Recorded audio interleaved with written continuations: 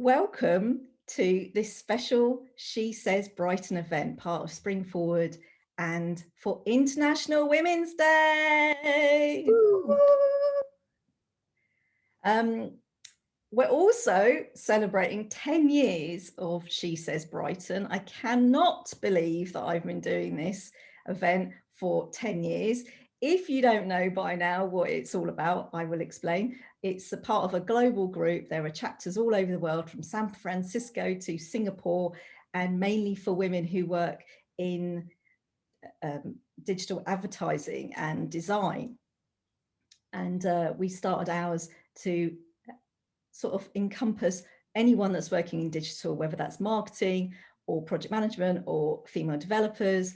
And it's helped, I hopefully have helped support other groups starting in Brighton over the last 10 years. So I'm really proud of that legacy. And I just want to say a big shout out to everyone who's ever come to a SheSays Brighton event, told their friends, spoken at an event, helped with an event.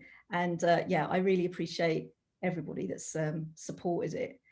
So thank you for coming. And now more than ever, it's important to stay connected, be inspired, but also be gentle with yourself. So you want to relax, lie down, go somewhere, come back, do whatever you need to do to hopefully you will stay to the end, because we have got 3 amazing local speakers with an international vibe, all of them as well, and an international audience, hopefully. And I want to try and recreate our usual friendly and supportive vibes. So we'll unmute you all after each speaker. So maybe we can do a bit of a whoop whoop for everybody, and give them the applause that they deserve. So each speaker is going to talk for about 10 to 15 minutes or so. We're not going to be too strict with them. And hopefully we'll have time for questions. So put your questions as we go along in the chat, so that we're not disturbing them as they're in their flow. And we'll call on you after to read out their question. So Michelle's going to come up soon, but I'm going to say just to everybody, be present. Take a deep breath, Rifa. Be present and listen with your heart and just feel the vibe of what we're doing tonight. So our first speaker, let's see, we can make sure that we can spotlight. Here we go. Our first speaker has been a programmer, coder / developer for at least 20 years and is well known in Brighton's tech scene, and is a mentor at Code Bar, which helps train people who are underrepresented in the tech world. She's also a drummer in a pretty cool indie band in Brighton, and she is the head of volunteers for Brighton's Trans Pride Festival. So here to tell her story for International Women's Day, Michelle Steele. Thank you, Rifa. Thanks for inviting me. Good evening, everyone. I'm doing a talk today. I'm going to call it 25 years of breaking things, because it's actually 25 years since I became a developer. And I kind of want to talk a bit about actually breaking things and why it's actually a good thing. So that's the first half of my talk. And then I'm going to sort of go into transitioning and learning not to fear change. So that's the kind of theme, and it's I've probably got about 10 minutes, so we'll see how it goes. I'm currently working for a company called Avalara. They're a global tax compliance finance-y thing company. I'm actually a manager there now, so I've only been a manager for about a month. And so this public speaking kind of thing is not natural for me. I've always been a developer. But I've had a variety of jobs. So I started, well, before as a programmer, I was doing jobs like, working in an ice cream factory.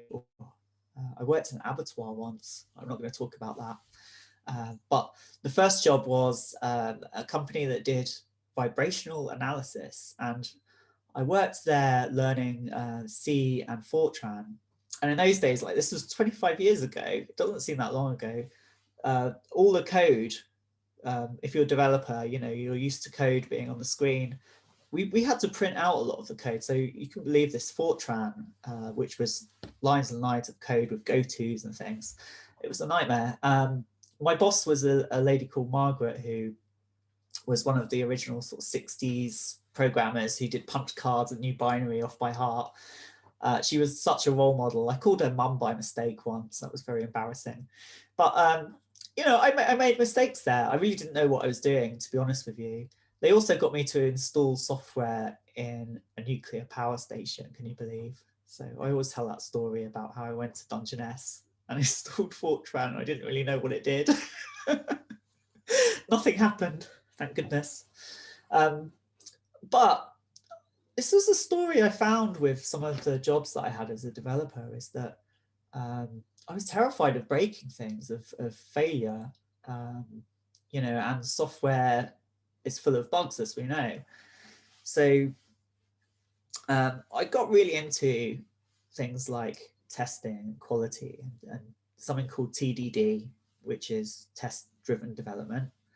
And the idea behind it is kind of like you fail first. So if you're familiar with coding, you know, you can write a test in code and you can make the code that makes that test pass or not fail. And the idea is you go through the cycle of writing code that fails and then make it. And the thing is, it's safe, right? You can fail things. It's okay to break these things, but you're getting quick feedback. It's no big deal if you fail. And I think this applies more broadly. Like if you fail at certain things, but you're in a safe environment to fail, you can experiment. You can learn, you know, you can, if you make safety a prerequisite, you know, actually failing is a good thing, really, because it gives you quick feedback. So for more about that, I mean, I'd suggest look at something like Modern Agile, which is quite a nice idea, and it's all about pair programming and communicating. What I found in that first job was early on in programming, people used to have this cliche of these guys sitting at terminals looking at screens, and you wondered what they were doing, and they never talked to you, you know. And there was, apart from my manager, there was not one other female in the office who was a programmer. She was about my age, and she said that people referred to her as a secretary when they came in the office once. I thought, oh, you know, it hasn't changed, I think, but, you know, like I've noticed that in Brighton, maybe I'm quite privileged in a way, you know, that in Brighton, people, you know, there's this kind of safety, I think, and I think that's important. So yeah, I moved to Brighton.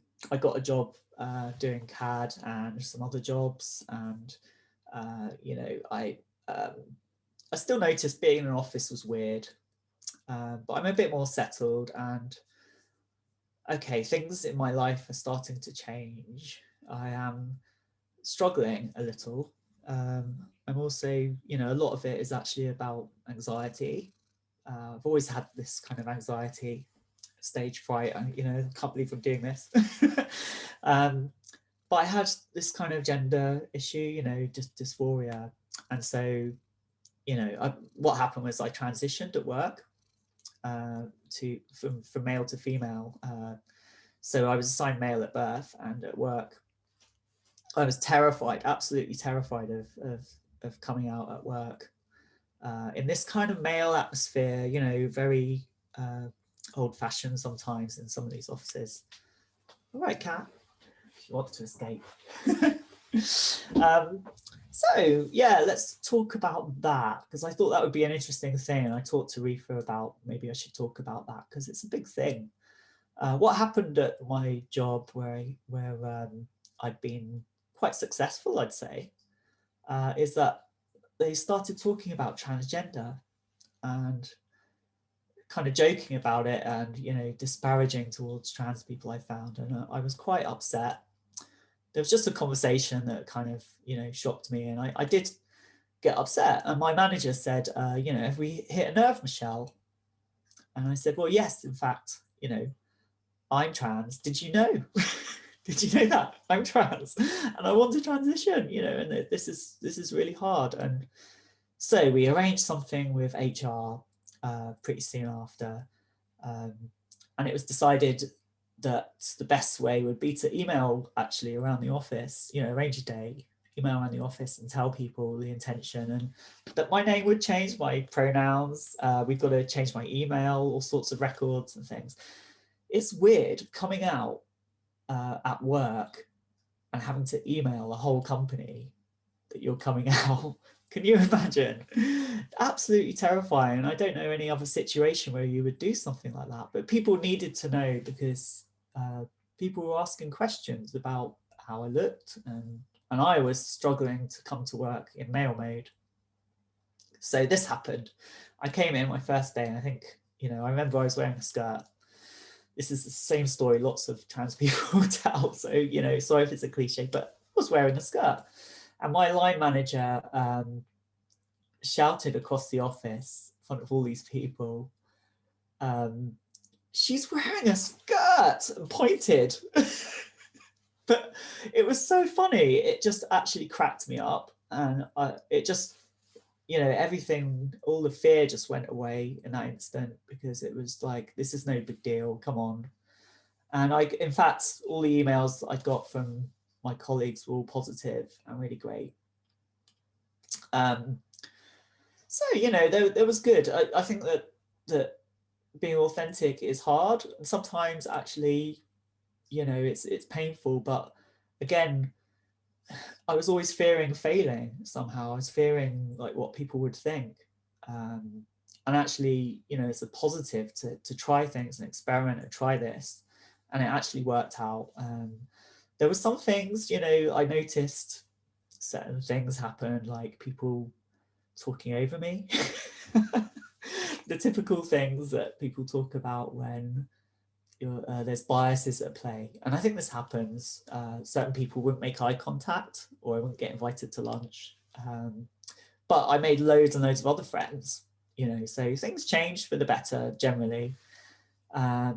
One lady said to me, we were in the kitchen, and she never spoke to me before, like she wouldn't look me in the eye, and we were in the kitchen, and she said, it's a taboo, isn't it? Like, we can't talk about it. And I actually said, I love this subject. It's my favorite subject. So just ask away.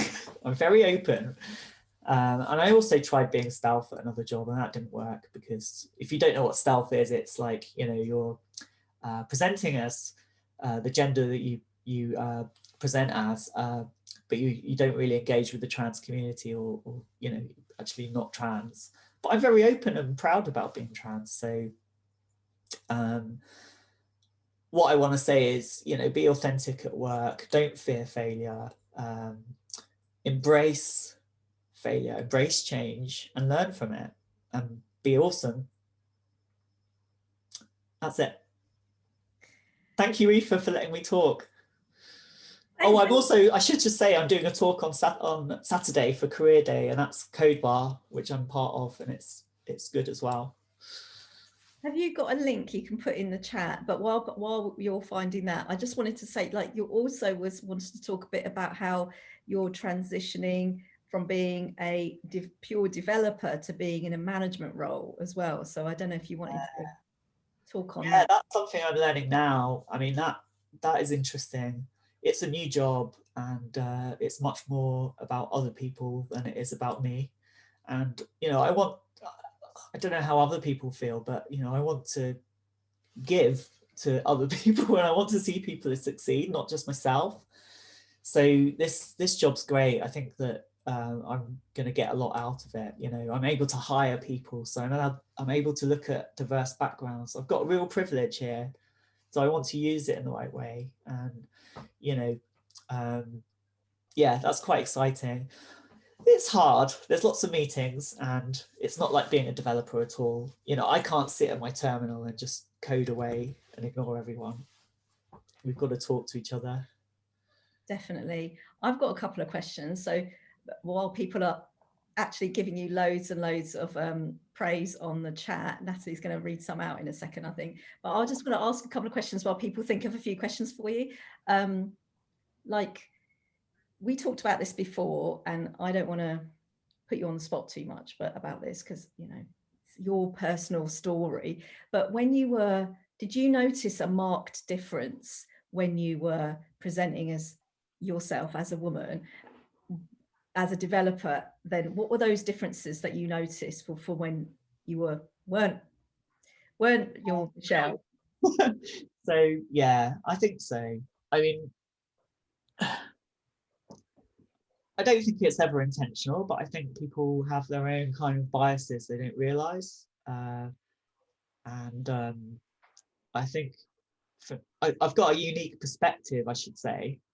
I think, or you know, trans people have an interesting perspective on work and career and, you know, technical conversations and things like that. Because, yeah, I mean, definitely I noticed some differences, like, you know, I felt like I wasn't listened to as much, or people would say the same thing I said a bit later on in a meeting. Meetings are hard.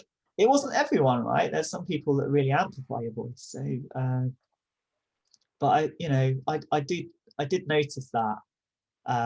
And again, I don't think it's anyone meaning to do that deliberately. I think often it's the case that people don't realize they're doing it. And also, I think because you're subject to it, you start acting in a certain way. So I started being quieter, apologizing, and having this kind of imposter syndrome, you know, that is silly because I've got 25 years experience. I shouldn't have this imposter syndrome. I wouldn't have been able to do 25 years as a developer of coding. So yeah, I kind of wonder about imposter syndrome, and it's like a syndrome. It's something to do with you. No, it's the environment you're in. So yeah. I think what you were saying about failing and being in an environment where it's safe to express yourself and be authentic is what makes us all thrive. You know, if you're nervous and anxious in a space, you're not going to do your best work. I'm going to thank you so much, Michelle, for that.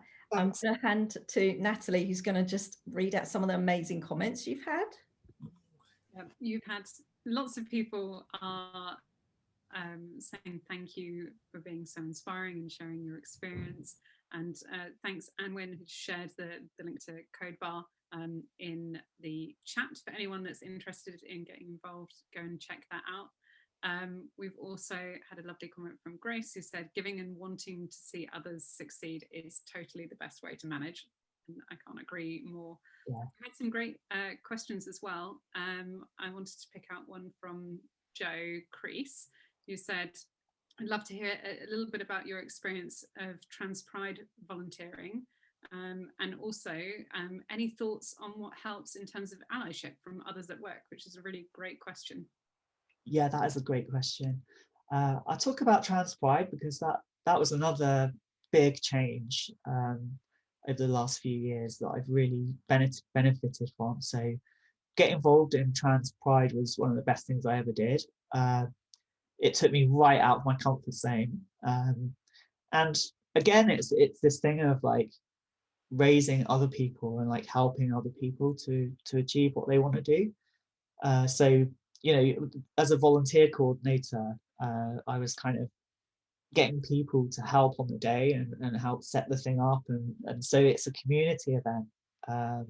It's other people's event, and but getting involved in that, yeah, it was just a really good building thing, which I think something like the trans community needs is something to build, something positive. We just hear on endless negative stuff, and I think just to have something positive that people are contributing to. Yeah. I was going to say about how I went to the very first Trans Pride, and it was an eye-opener for me to understand more about our trans community in Brighton and how it's like across all ages and backgrounds, and how you'd have like a whole bunch of like people who look like hipsters with beautiful tattoos all up their arms, and the older community who've been around for a long time. And to hear those stories really helped educate me about so much that trans people have to go through, and to check myself about my own biases and misinformation that's out there as well. So it was an amazing event, and it's just grown and grown. It's in its 6th year, isn't it, this year? Yeah, we're still doing we're doing one this year. We do one every year, actually. Obviously it's difficult, but this year with COVID and everything, but yeah, we do it every year. So what, I don't know where we are, 8th year, something like that, must be. But it's an incredible event. I'd really recommend getting involved, or just coming along, or watching it online, or whatever happens this year. Allyship is that, you know, get involved, just find out about our events, but also listen to people, you know, or don't feel like it's a taboo subject, and don't believe a lot of the myths about trans people. You know, there's a huge diverse community of people in the LGBT community, and yeah, not everyone's great. Some people are brilliant, you know. It's like any other community. So amplify people's voices, that kind of thing. But yeah, I just think, thank you, Rifa, for letting me talk at this event. You know, I just really enjoyed it. Thank you so much. I wanted to say about the thing that I get wrong a lot of the time, and I have non-binary friends and trans friends, sometimes I get their pronouns wrong. So I always try and ask people, but sometimes that feels a bit rude to sort of like go, what's your pronouns? But it's getting to that habit, isn't it? And like making sure that we change our profile pictures and our profiles to make sure that it becomes normalized, that people can say what they identify as. Yeah, it's tricky. I was kind of listening, but my cat is actually like choking up a fur ball. I'm keeping this in the edit. Sorry. Well, that's exactly what the response I was expecting from my really profound question. When we do it live, does it? Oh dear. Yeah, but yeah, like people get it wrong. Like I said, fail, but it's safe, you know. And if you get things wrong, or you know, you've got questions, then it's better to be open. Just say, oh, you know, sorry. I misgender people sometimes, and it's kind of like, it's no big deal. Just get it right. Doing it, as long as we're not doing it deliberately. Yeah, that's right. Right. Well, thank you so much, Michelle. I will look forward to seeing you in person in some time in the future. But I don't know if we can unmute everyone and give Michelle a big round of applause. I don't know.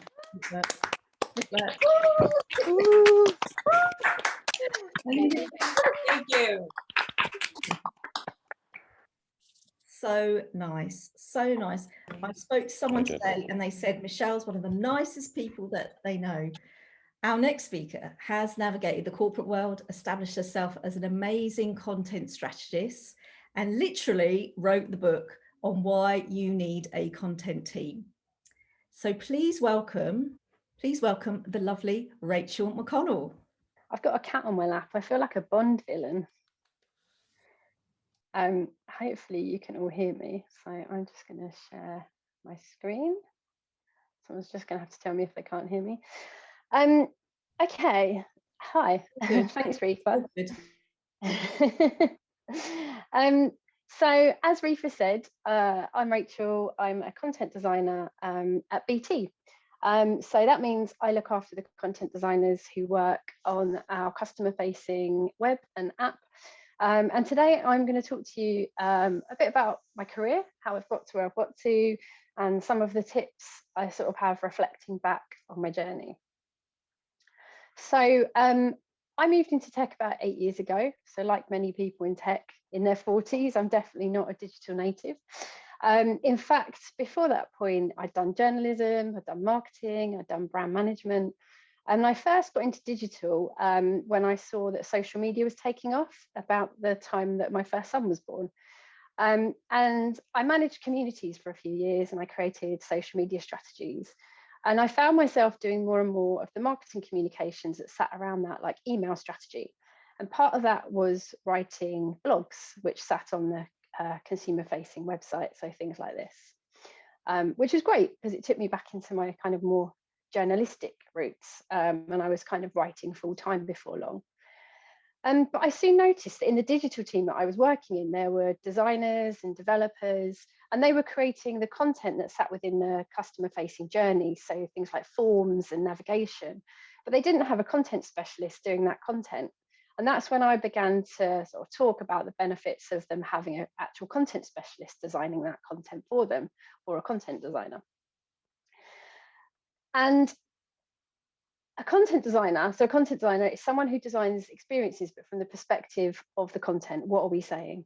So they work alongside a visual designer or a UX designer or a developer, and they have a focus on what's being communicated. So in this instance that's on screen, it's the microcopy. So it's all the kind of little bits of content. This is a journey I worked on for Nationwide Insurance. And it should be given enough weight, at the same weight as visual design, because everything that our web users are there to do online is to find some information or get something or get their way around. And that's all driven by content. But convincing people that content design was a thing was really tough on two fronts. First, it wasn't really a thing anywhere apart from like government digital services at the time, who'd just sort of recently established content design. And also my predecessors had sort of tried and failed to make the team aware that content kind of needed to be like created more strategically, and not, you know, it wasn't just marketing content. There was actually more to it than that. And also adding to that, I was a woman in a male dominated digital team. There was only one other woman in the team, and she was a project manager. So I had to learn who my allies were and then get them to like figure out how to convince the people that I needed to convince that content design was something that we needed and that I was the person to help. And so here are some of the people that I had to work with. We were at a volleyball tournament in this picture, obviously not in the office. These are some of the guys that I had to convince that my skills were just as necessary as theirs on key projects. I must have done something right, because one of these went on to become my partner. So I definitely got one ally.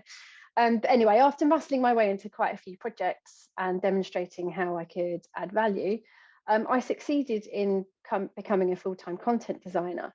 But that was where the hard work really started, because I had to work across 5 or 6 product teams to create all their microcopy.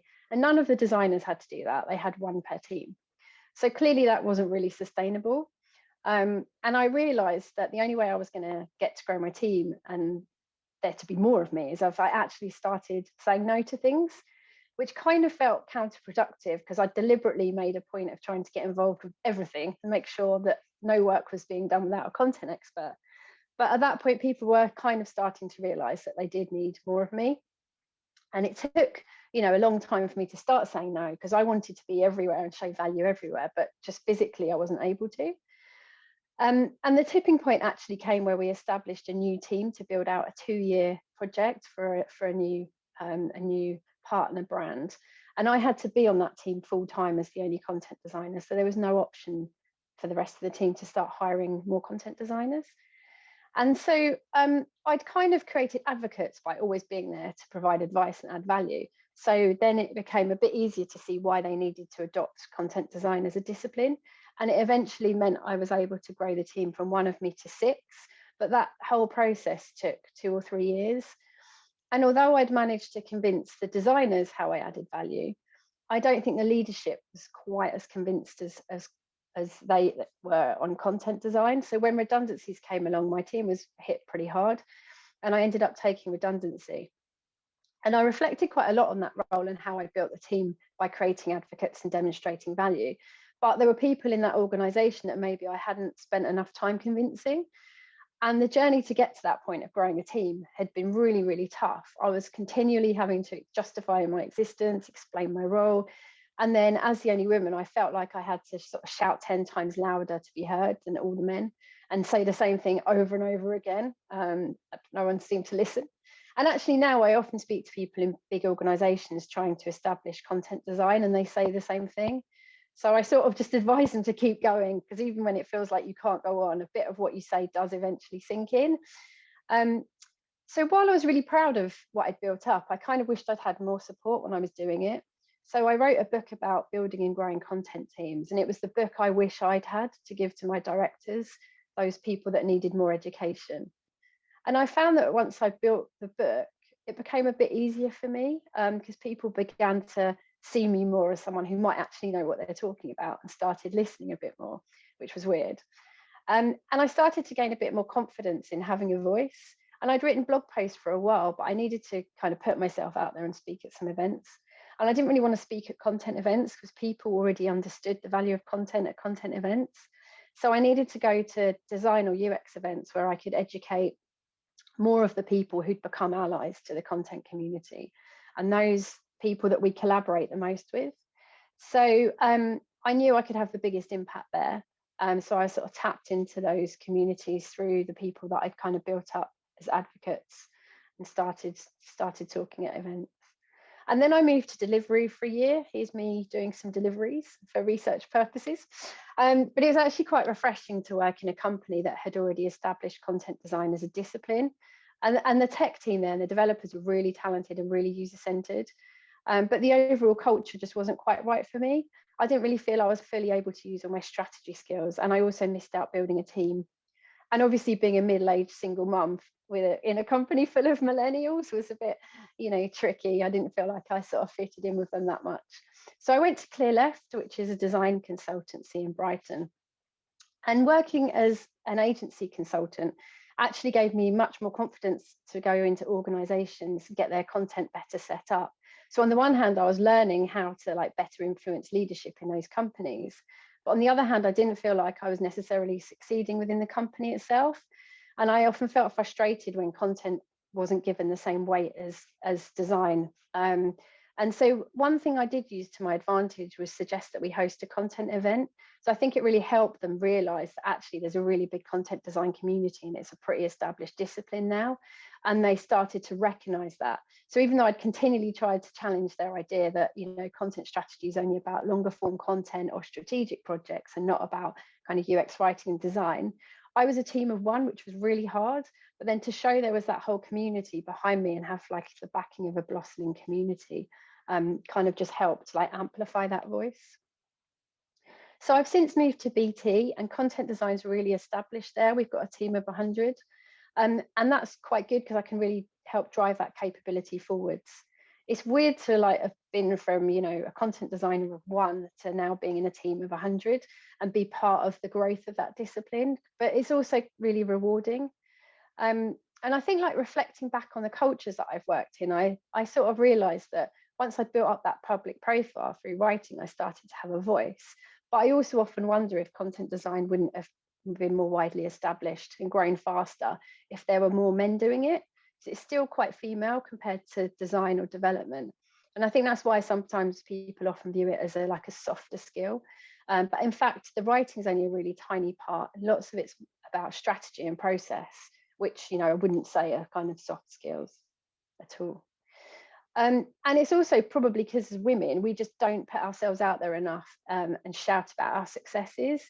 So I kind of make a point of mentoring other content designers and helping them find their voice in the community, because I think we all have value to add, and together we can sort of help grow the discipline. And that's really essential for a newer discipline, the outreach and wider community piece. But also, I think that we need to infiltrate other communities more, which is really hard as women because UX and design communities are mostly male. And, there can be a lot of combative conversations and dominant personalities. You only have to look at design Twitter to see that. And so the thing I've learned is it's not necessarily about talking for the sake of talking. It's about actually having something important to say. And if you can do that, you can actually cut through a lot of that crap and have a bit of an impact. And some of those design and UX people are now coming to me for advice because they've got to manage teams of content designers. So they're asking me about content related leadership and operations stuff. So that's a really nice turnaround from a few years ago when I just felt that no one was really listening. But obviously there's still a lot of work to do to be seen at that same level as visual design and the same level at leaders in design. So I thought I'd finish with the 6 key things that I would have told myself if I could go back 10 years, do it all again. So firstly, I think your past experience and skills are actually an asset, and you can draw on those skills even if they're not directly related to the core skills of your job role. So don't play them down or feel like you have to have imposter syndrome, because your unique perspective is your superpower. So embrace that. Also, you don't have to fit a mold. It's okay to forge your own path and do things your way. There isn't like a right or wrong way to get to where you're going. And thirdly, everyone is going to be influenced by different things or respond to different forms of communication. So you need to find out how best to work with the people that you need to work with and how to influence them. So just as we research our users, we need to research those stakeholders and find out what makes them tick. Next, even when you're doing a job you're not enjoying, think about what can you get from it. What can you take from that job that will help you in your next one? So focus on doing those things that you'll benefit from longer term and learn all you can while you're there. Fifth, know your worth, even if other people don't. I think life's too short to stick around where you don't feel valued, and actually it can really affect your confidence if you stay somewhere like that for too long. And finally, it's easy to feel resentful when you see people in privileged positions who seem to have been able to get ahead more easily, but actually feeling bitter or resentful can weigh you down. So instead of thinking about the things that you can't change, spend your time and energy focusing on the things you can. And I think that's one of the things that's just got me through my career, is just being pragmatic and always thinking about, okay, what can I do about this, or what can I do next? So whatever situation you're in and wherever you are, just think about what is the one practical step I can take that moves me a little bit further to where I want to be, and not think about what anyone else is doing and not comparing yourself to anyone else. Thank you. That's fantastic. Thank you, Rachel. Thank you so much. I'll try to stop sharing now if I can. Well, I think you should leave it up there. Frozen. My screen's frozen anyway. Cool. I'm just going to hand over to Natalie if she's got any comments or questions. Chuck them in the chat. We might call on you to read out your question too. I always think that the fact that you've written a book, that was like, you were like, oh yeah, and then the people started listening to me. Of course they were going to listen to you because you are an author. You become the expert. In fact, you've created a discipline, and that is a huge achievement. Yeah, I mean, it's funny actually, because there were like a tiny, probably you could count on one hand like how many people called themselves content designers like 7-8 years ago. Lots of content strategists and people doing kind of more strategic content work, and content managers, technical writers. They've all been around for a while, but content design as a discipline was only really just like bubbling really low level. And now if you go on LinkedIn or do a job search, there's like hundreds and hundreds of jobs, and it's really amazing to have seen that and be part of that, and also really rewarding. It's fantastic. I love that you're mentoring others as well, and that you managed to do a whole conference about the discipline. Yeah, we've got another one coming up this year actually as well. So really, I'm curating that at the moment for Clearleft. So I'm still kind of working with them on conferences. So yeah, that's really exciting too. That's fantastic. Well, let me know, and then I'll spread the word as well. That'd be really... I definitely will. I think there are some Clearleft folks in the audience, virtual audience somewhere. So you've got the links. Pop them in the chat for us to see and go and have a click on. There have been some really lovely comments, Rachel, in the chat. So Gillian Young said, so interesting to hear about your path and the issues related to content and value, Rachel. Learning a lot from hearing your experience. I love your point about having something important to say and making that the focus. I found this really helpful too. Yeah, lots of people saying that it's really thought-provoking. Mariam Critchen, you've got a great question. I don't know if you want to come off mute and ask it. Yeah, sorry. My question was, how do you know your worth? Good question. So yeah, this is really interesting actually. I was working in a company a few years back, and I knew that I was being underpaid for my role. I knew that all the people, my peers who were all male, were all being paid more than me. And I I went out and I did this benchmarking. I just went online and I gathered so much evidence about equivalent roles at other companies, and I packaged it all up and I took that to my boss and I said, I know I'm not being paid. He actually admitted that he knew I wasn't being paid enough in comparison to my peers, but I had to like put all this evidence together to say, you know, I should be being paid a lot more than I am. And I did actually get, you know, a pretty hefty pay rise, but it still wasn't, you know, enough to keep me there longer term. But I just think there's little things like that where if you know that you're being undervalued, or if you know that you've got into a position where people are taking advantage of you, or you're working for people that just don't appreciate you. I think a prime example of that, particularly in content design, is where trying to work across multiple teams, because people are like, oh, well, you can cope, you know, okay, but none of the other disciplines are having to do that. So why should I be working at a pace that's ridiculous? And why should I be, you know, the only person that's jumping from meeting to meeting 24/7 because you haven't resourced, you know, you won't resource my team? Like, you have to start saying no to things. And I think there's a point where you sort of realize that actually if you're the only person in that situation, none of the other disciplines are, you know, like the developers are not in that situation, the UX designers aren't. You've got to kind of stand up for yourself because no one else is going to do it. So I think it's about realizing that you know, sometimes no one else is going to look out for us. We have to look out for ourselves and put ourselves first. We've got a great question that's actually one that I've been wondering as well.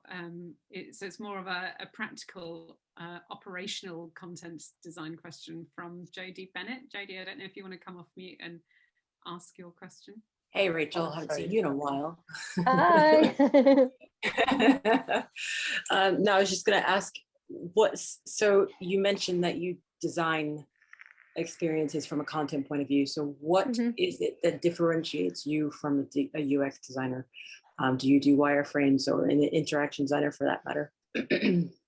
Yeah, so we do, and there is obviously overlap. So there's a lot of things that a UX designer would do that a content designer could also do, but in the same vein, there's things that we wouldn't do. So although like most content designers I know are really you know, they're able to wireframe, they're really proficient in tools like Figma and things like that, but probably not to the technical level that an interaction designer would be. And then on the flip side, then a content designer will go into like a lot of technicality about the content and the copy. So they might, you know, do loads and loads of different copy explorations for the same sentence, for example. So they'll go and they'll be like paying a lot more attention to consistency, you know, like thinking about design systems and button labels and navigation labels. They'll go into a lot more of the technical side of the copy that sits within those than perhaps a UX designer would, or an interaction designer. So there's definitely overlap. Having said that, the more companies I've worked in, so places like Deliveroo, places like BT, they don't actually have UX designers. They just have product designers and content designers and researchers, and together they're all doing UX design. So they haven't got UX designers as a sort of single discipline anymore. Everybody's expected to be able to like practice UX design methodology and techniques together. So I think that's probably where things are going, to be honest. And you know, the best designers and best content designers I've worked with have got, you know, sound kind of UX design principles that they work to, but they probably, you know, if you ask them, they'd say that they do UX design, but they probably wouldn't say I'm a UX designer. So, but there's definite overlap. Hope that answers your question. Thanks so much, Rachel. Yeah, thank you very much. Thank you, Jodie. Thank you, Marianne. Thank you, Natalie, as well, for fielding those questions. Brilliant talk. Thank you so much, Rachel, for taking the time to do this. And I look forward to the next book and the next talk as well. So thank you very much. Thank you. Our final speaker works for one of Brighton's coolest companies, I think. They employ, I think it's 500 people in Brighton or something. Unity, who are a gaming platform. Our final speaker has established gaming networks in Africa and the Middle East and is a powerful advocate for diversity in the gaming industry. And is just a wonderful, calm person to be around.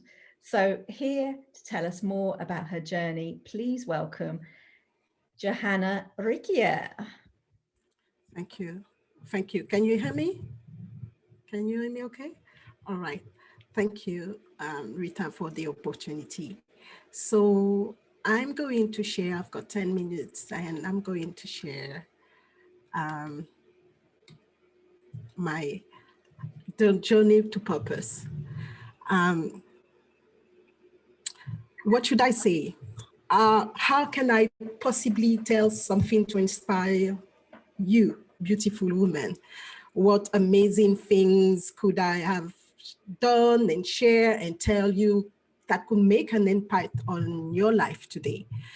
All those questions were jostling in my head. For days, I searched what to say, what to talk about. I didn't want really to be corporate. I told myself, should I be corporate? Should I talk bluntly about the different steps in my career? For me, there was really nothing really interested about it. And this is what I told myself for weeks. And then I wondered, can I actually be my authentic self? This unapologetic Black woman with this strong French accent. Well, you see, those questions are no different than yours when you are tasked to do something that only you think you are not good enough for. And this is the story of my life and why I think today I getting at 40 plus year really to understand the purpose of my life. So I'm Johana Riquier, and I'm a woman in games. I currently work for Unity as a strategic business development manager, helping government in the Middle Eastern and African region to create sustainable employability, to create self-sufficiency. It is very important because we transform lives of people with the skills that they learn. For those who doesn't know Unity, for those who don't know Unity, Unity is the leading platform for creating and operating real-time 3D content, and we provide a set of software solution to create, operate, and monetize interactive real-time 2D, 3D content, mobile phone, tablet, AR, VR, etc. So outside of Unity, I champion diverse forces in the game development. As you have seen here, last year, I created the initiative, which is named the Overlooked Audience, which was at the start beginning a series of interviews with the goal of highlighting marginalized experience in the gaming industry, to as well provide a safe environment to discuss the current challenges of women and specifically Black women, and to really brainstorm about solutions to attract more diverse voices and to retain them, really with the goal of representation. So the Overlooked Audience is really started because myself, I am a Black woman in the gaming industry, and when I got into the gaming industry 7 years ago, it was really amazing. I would say, is it amazing, the word? It was really surprising, I would say, to see very few people of color in the gaming industry. In 2019, UK, which is the only trade body for the UK games and interactive entertainment industry, recorded that there was 10% of women, 2% of Black women. Talking with other Black women, it is a professional, I would say, because there are, fortunately now there is a lot of initiative, project, organization, association with the same goal and the same mission, changing a little bit of target audience, but all the same. So we started the Overlook Agents with a global view, which was with the goal and the mission to bring awareness of Black women in the gaming industry and to amplify the voice through different medium. So because of that, it was really important because if you play games, there is no representation in games. And I have talked to my peers who are on the player side. I've seen some very misogynistic comment, and I thought that it was important to build that representation already at the game development side, the whole, to have this representation in the whole community ecosystem, I would say, and in order to make the experience of gaming for women and Black women enjoyable. So this is where we started the Overlook Agents. We had several women from from Africa, the USA, France, Europe, UK, to talk. With this in mind, this year, because I was as well working with the African gaming industry, and there was an interest, raising interest from publishers and game development studio from the North, I would say, let's say Global South and North, so Europe, the Americas, and as well, a lot of those community members still didn't feel that they were visible enough. So I started a segment, two segments actually, in a segment for the African gaming industry and one segment for the Caribbean gaming industry, because I am from Guadeloupe, which is a French West Indies. And I had the opportunity to go there for a few weeks recently, and I've seen that there was nothing. So we started this as well with the mission of advocating, but facilitating the networking inside the continent, but intercontinental as well. Mobilizing the community and fostering communication in the global gaming industry.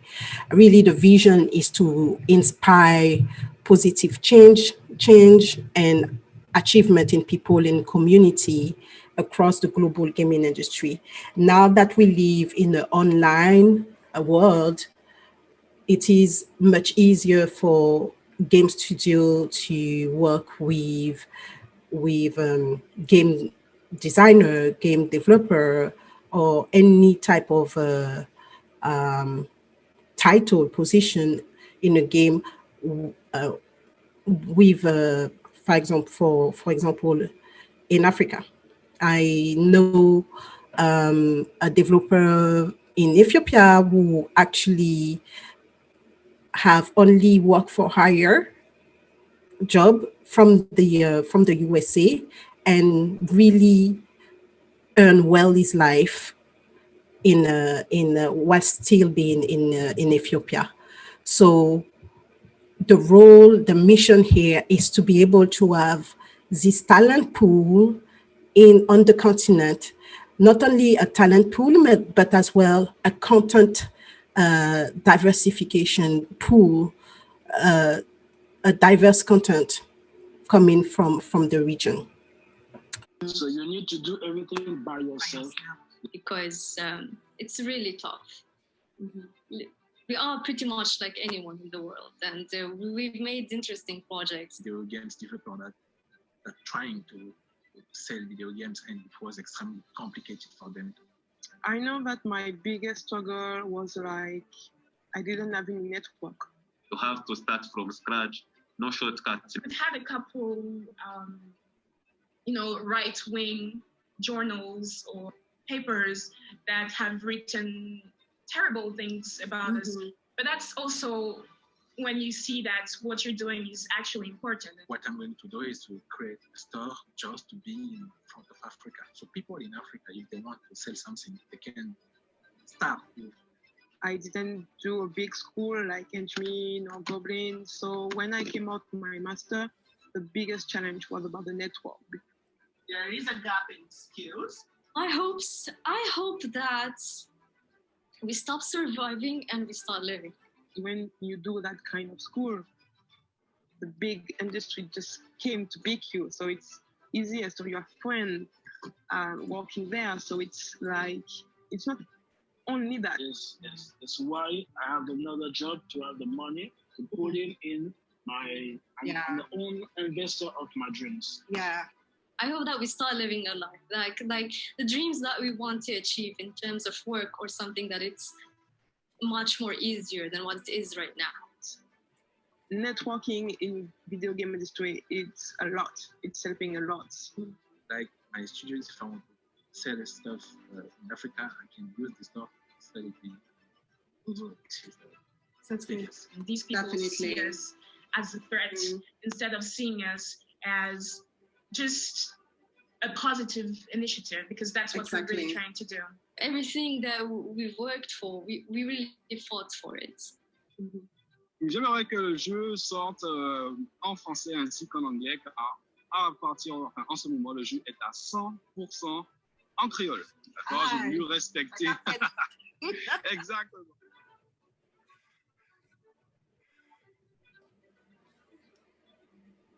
That was really moving, Johana. Thank you for sharing that. So thank you. So really today, I'd like to you to go with one word, purpose. Really focusing on the purpose that we have, and we feel knowing that even if we are women, even if we have some challenges, we are good enough. You have a purpose. Our fulfillment is coming from the inside out, and really to prioritize ourselves over anything else, and all the rest will come by itself. It's really a pleasure for me to be able to champion these diverse voices. I had some specific requests from the community, and I created last week, I think, or 2 weeks ago, a new segment to capture the additional voices that wanted to have this visibility. And the name of this segment is Coup de Cœur, which means it is in French, which means crush. So cœur in French is heart. So really have and highlighting those people that create games for goods, highlighting those people that need support. And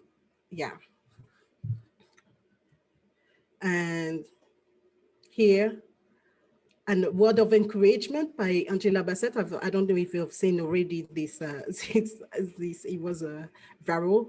So when you told you're not good enough, you tell them not only I'm good enough, but I'm more than enough.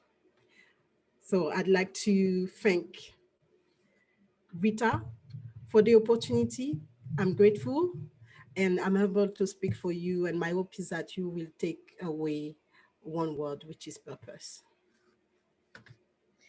Thank you so much, Johana. And I am so, this is such an amazing thing that you've created. It's brilliant, brilliant, brilliant, brilliant. And of course, this was totally planned that I would have all three of my speakers are all did amazing stuff outside of their day jobs and found their passion and found their purpose in elevating others, which is the whole point, isn't it? Thank you for the opportunity. It's my pleasure that you were able to even find the time to do this, because I know you're super busy and you're like jet setting around the world. Yeah, I can share this this slide. There is all my contact. I would like to share that Rita is the community leader of Women of Color in Brighton, and really I was able to have to find an assistant to help me via the community. Her name is Rifa, and she's very, very great. So I'm grateful again with Rifa for the communities that you have created. Really, thank you. That's what it's all about, isn't it? Well, I mean, it's just about connecting people, and that's what you're doing globally. I mean, it's just incredible. And this is when we sort of take ourselves out of the way, isn't it, as well, and stop worrying about what other people are going to think about what we're doing. Have we got any questions, Natalie? We've not got any questions yet, but we've got lots of people saying thank you so much for the talk and for the inspiration. I love the principle of purpose, says Rachel McConnell. Such impact, says Trisha. Thank you for the wonderful talk, and lots of people thanking you, Rifa, for another fantastic SheSays event. So thank you. So yeah, lots of people saying great quote as well from the Angela Bassett quote. I think I also said that as well. It's such a perfect quote. Actually, having the confidence to say, not only am I enough, I'm more than enough. Brilliant. I love that. Thank you. Thank you so much, Johana, and thank you to all of our speakers, Rachel and Michelle. Go where you are celebrated, not just tolerated. That's what I'm going to end with tonight. So thank you to Spring Forward Festival, which is me as well, and Natalie Burns for all her support. And thank you again to Johana, Rachel and Michelle. And thank you all for taking the time to come tonight. That was fantastic. You. Thank you. That was wonderful. Thank you. Thanks so much. Thank you.